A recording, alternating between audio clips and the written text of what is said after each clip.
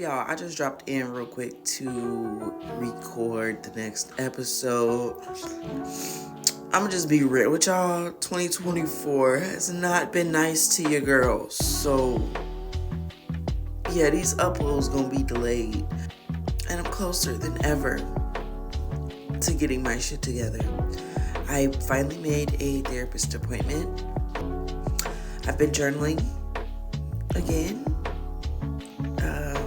Not as much as I used to journal, but I'm journaling at least once a day now. And if I skip, I might miss a day here and there. So sometimes it's like every other day. But for the most part, I'm keeping up with that. I'm reading now. I've been following this series from this woman named Shahrazad Ali. Written books about the Black family, the Black culture, and I'm just kind of brushing up on her literature, and it's very interesting so far.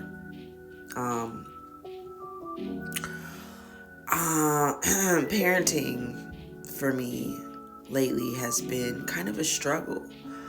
I'm teetering in between like being too strict and not having any order in the house at all. So there are days where I'm super, super strict and then I'm like yelling and there's no fun. And then there are days where I'm kind of more laid back. I'm kind of like letting the kids discover themselves through play and kind of just like running behind them and picking up after them, not too much making a fuss about anything. And maybe that's like, maybe that's just like part of parenting. Like maybe that's the ideal balance is like between rules and free range, free anarchy, whatever you want to call it. But that's neither here nor there. I, for the most part, have been keeping up with them. Keeping up with the girls. It's not too much out of order. It's just there's no structure. And when there's no structure, that invites opportunity for... Nova, please, stop. That invites opportunity for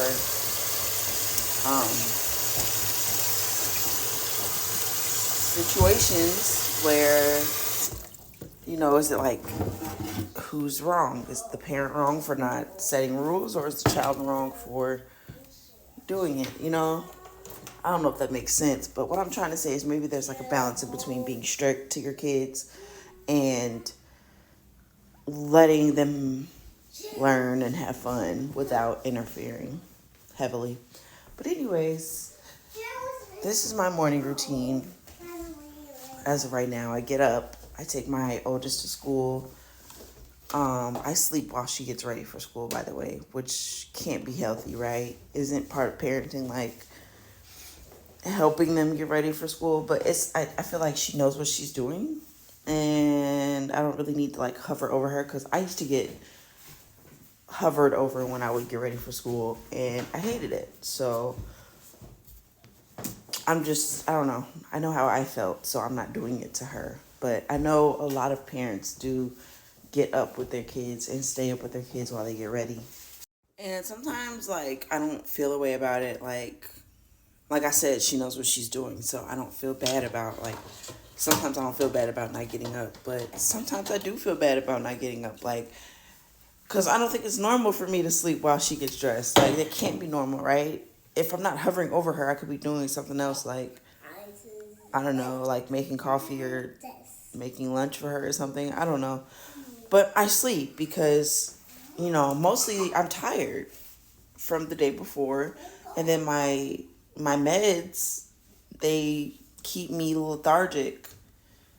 So like when I wake up the next day, I can still feel like the heaviness of my medication. So I'm almost like still sedated.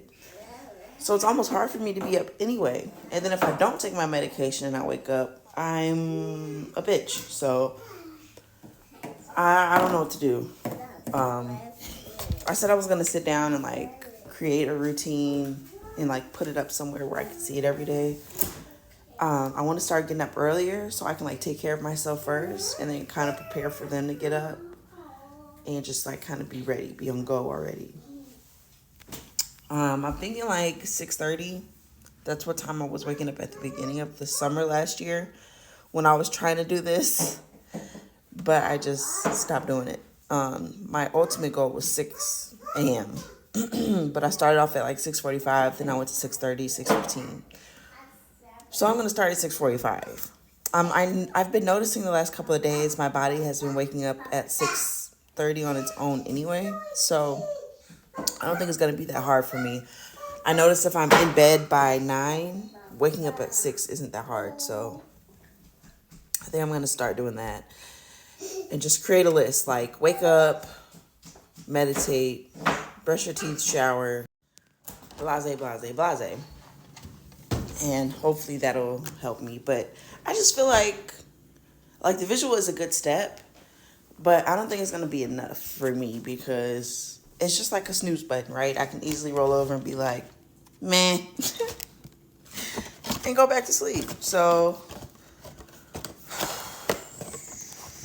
I guess it's all about how bad do I want the change and like, am I gonna fight myself to get it? Because ultimately that's what it's come down to, is like me fighting myself to make these changes instead of repeating the same cycle every day, which is pissing me off internally. So I have to change it. I have to do something about it. I have to fix it. So yeah, that, and for a minute there, I was getting better with like getting up and going outside, like getting up and running my errands without using shit like DoorDash and fucking grocery apps and stuff. But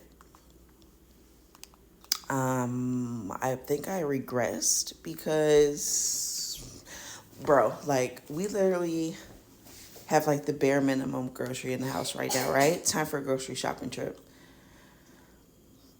Bro, I don't want to go. I don't want to go. I don't want to go. I don't feel like going. I know if I order, it's going to cost more money, and that's the only thing that's stopping me from ordering it, because I don't like to spend a whole bunch of money. Like, I'm kind of cheap, just a little bit. When it comes to certain things, I'm frugal and or cheap.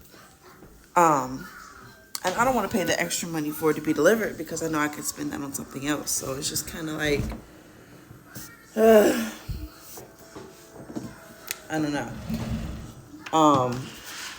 I'm gonna have to go to the store eventually, but I don't want to.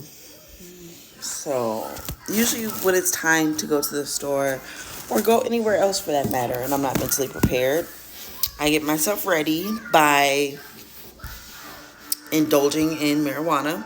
That's number one. Gotta roll something up, gotta smoke something really quick before I leave. On top of that, or instead of that, like if I don't have anything, I try to hurry up and leave. Like I try to leave in a rush because like if it takes me too long to get ready to leave, I'm not gonna leave. I'm not gonna leave. If it takes me more than an hour to get prepared to leave, I'm not gonna go. I'm gonna say fuck it, and I'm not gonna want to go. If I quickly get myself ready and leave the house, I have no choice but to go because now I done put all this effort into getting ready. We gotta go. It's my mindset. I didn't say it made sense, but that's how I deal with things. And if that doesn't work, I try to do something like super fun that I like before I leave to put me in like good spirits. That could be like playing my favorite game, singing my favorite song over and over and over again while listening to it. It could be drinking or eating something that I really like. So my vice with food is like cherry Pepsi or cherry Coke because I don't drink pop on a daily basis. Like I exited pop out of my diet. So now I use that as kind of like a treat. You know, I get like a pop every once in a while to kind of boost my spirits. And chocolate is another.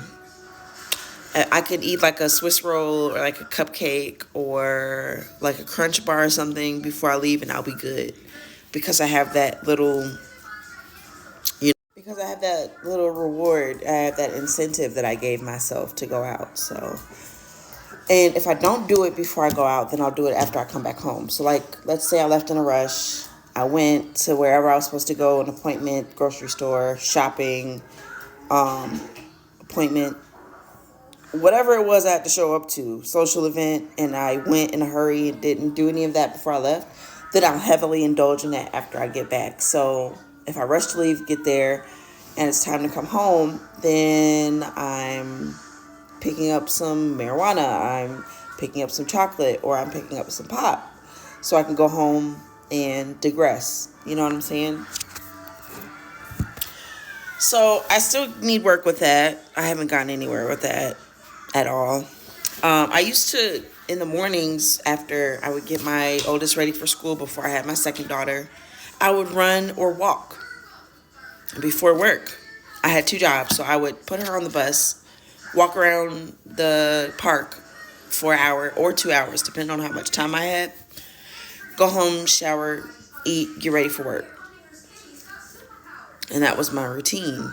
And I was doing really well during that time. The only thing that threw a wrench in that is I had a health issue with my knee. So that threw my routine off. And,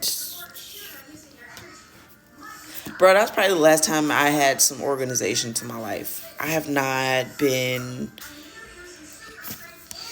I'm not saying it's my daughter's fault.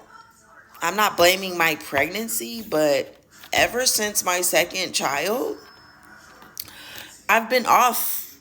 I've not been able to catch up at all. I'm usually good at catching up to my shit, you know, and getting everything together. I have not caught up. She's almost 3, bro. So,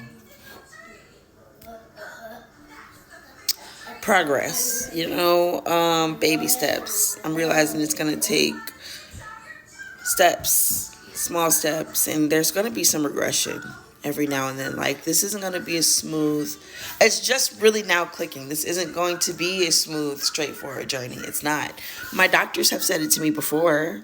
I didn't take it at face value because I'm like, who are you to tell me that I'm not going to be able to fix this quickly? But no, I'm not going to be able to fix this quickly. There's no fucking way.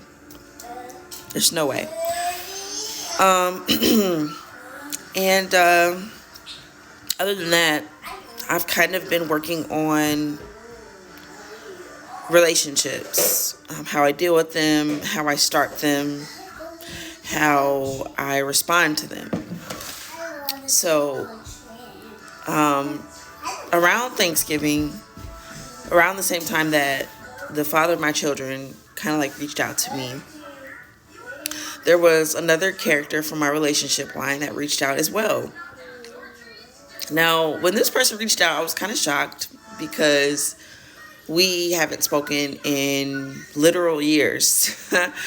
Like, our last conversation was probably in like 2021.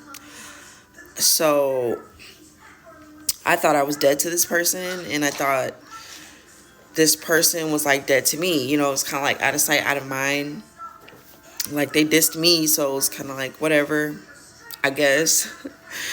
But I did still think about this person, you know what I'm saying? Like, just because we have spent a lot of time together, mad or not mad, we have like memories together. So it's like you can't just get rid of that and burn that.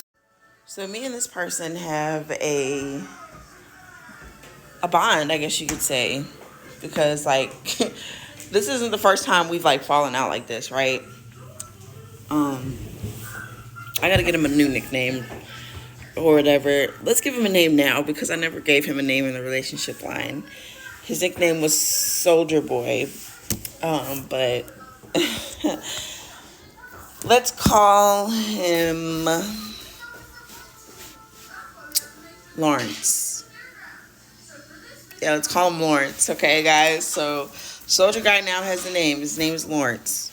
Lawrence reached out, and ever since he reached out, we just kind of been, like, rehashing over things.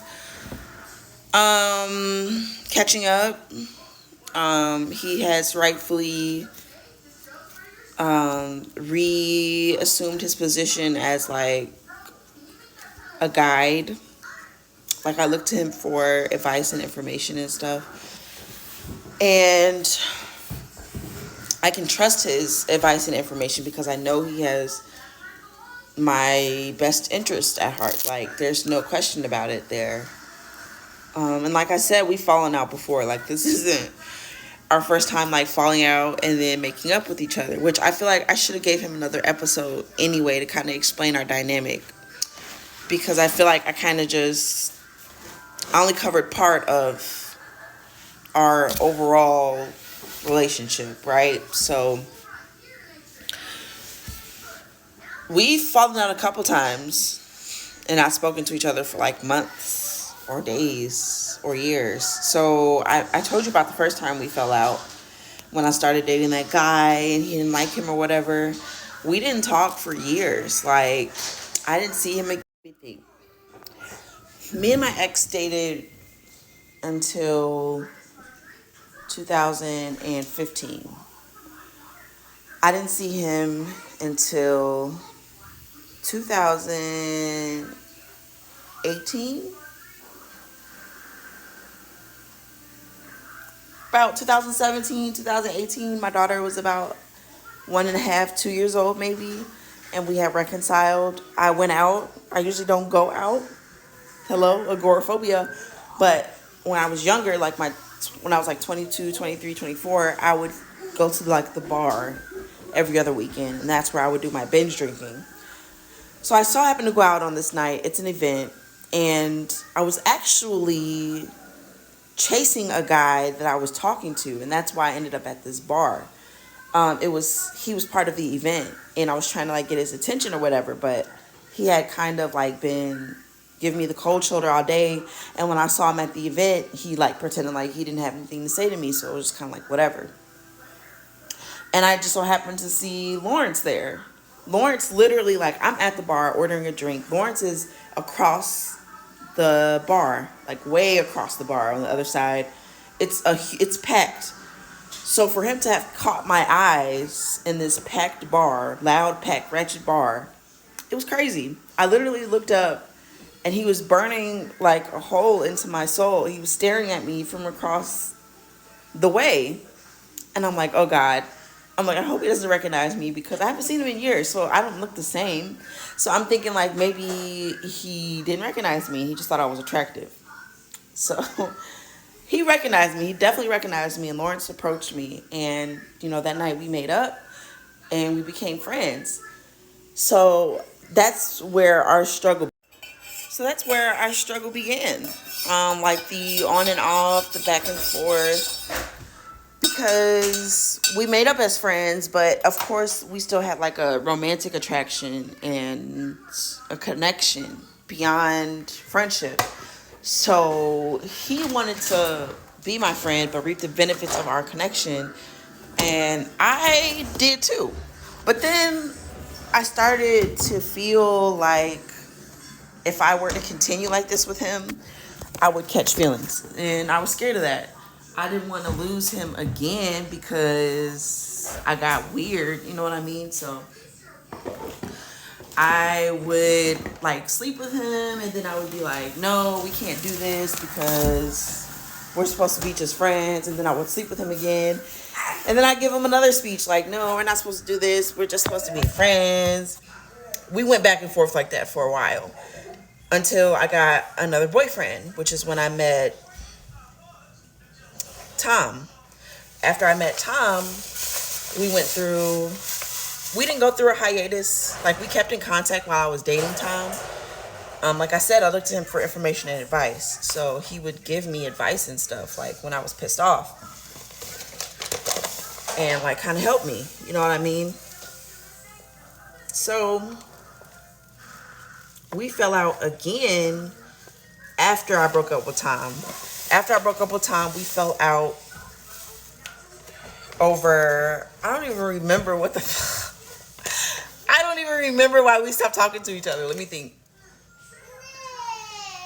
I don't know. We were talking to each other about something and we started arguing.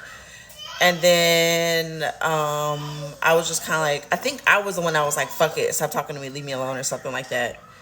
Or he was like, Either that or he was like, you tripping, and we just, I don't know. Something happened. One of us was like, fuck this, and we just stopped talking to each other. This lasted for probably like 2 weeks. So 2 weeks later, I didn't block him or anything. Like, usually when we stop talking to each other, we block each other. So toxic. But we didn't block each other this time. We just stopped talking to each other, and then we remained friends on Facebook or whatever. So 2 weeks go by, and then it's like 11 or 12 in the afternoon. In the midst of this 2 weeks, I had been like texting him, and then I would stop and not send it. Then I would text him, not send it. So I was going back and forth, but I never sent him anything. So 2 weeks later, I get a picture of boobs at 1 o'clock in the afternoon from him. It was a Tuesday, obviously. And so I text him like, is this our truce? Of like the picture of the boobs? And then we made up. So you get where I'm going here, right? Like, falling out. I don't want to say falling out is like part of our dynamic, because it's not. Typically when we fall out, it's over something pretty serious, or it's because one of us is being like stubborn about something. It's never been like detrimental. Like, he's never like done anything outrageous to like hurt me, aside from like calling me names when we were arguing. And but I call him names too when we argue, or when we would argue, but we don't really argue. So that's what I'm saying. Like, I'm trying to paint the picture for you guys to see, like, we don't really have much conflict outside of like when we disagree on something. And usually when we disagree on something, we can peacefully disagree on something and move on. Like, I really don't really have any issues with him, honestly. Like, aside from the things that I went through when I was younger, present day, he's awesome. Like, he's a completely different guy than the person I told you guys about in the video. And that's not me trying to like vouch for him. But we definitely have a strange friendship. I will credit you that, but we've had a strange journey. So, wherever the shoe fits. But no, he's great. Like, he supports me in ways that I don't ask for. So I could be texting him and complaining about like the kids being sick or something, and like me not having enough money to like get them medicine or something like that. And without me even being like, hey, do you have a couple bucks? He'll just be like, I got it. Let me know and I'll help you out. But not just like with stuff like that. I mean, like, emotionally too. I've never met anyone, friendship or relationship, that has been able to not only deal with me emotionally, but connect with me emotionally. It's really hard to connect with me emotionally because I don't open up. And then when I do open up, it's like, it's a bare minimum. But he doesn't get like pieces of me. He knows a lot about me because of how long he's been in my life and because of how long he's been around. Like, he knows a lot. So I can't hold back because he knows too much. And there's very few relationships that I have like that. Like, with him, with my friend, my best friend that I mentioned in the video a while ago on our friendship line, the one that I don't talk to as much anymore, but we're still friends. Like, she is another person I have that type of relationship with.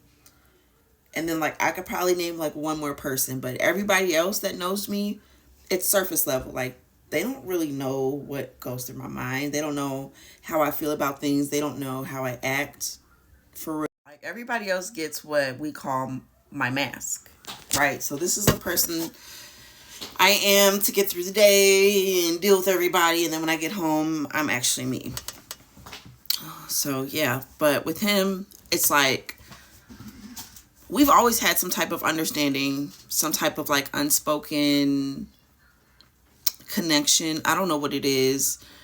I don't know anything about his astrological information, but I'm pretty sure if we compare our information, it's going to be something crazy because I don't know. But yeah, we've made up, and he is an active part of my life now. I'm gonna end this video here though. I have to get to work and I have a bunch of stuff I'm behind on. I just want to pop in and record a quick episode for you guys. Stay tuned for episode 6. I'm going to talk about one more appearance before I change up how I shoot my videos or whatever. I'm going to go to more of like a day-to-day type of vlog style, and I'm going to squish it, like edit it together into one episode that I upload every Monday. Just because I want to accurately capture my different mood swings, my different triggers. I want to capture this so you guys can see what it's like visually, for someone who has BPD.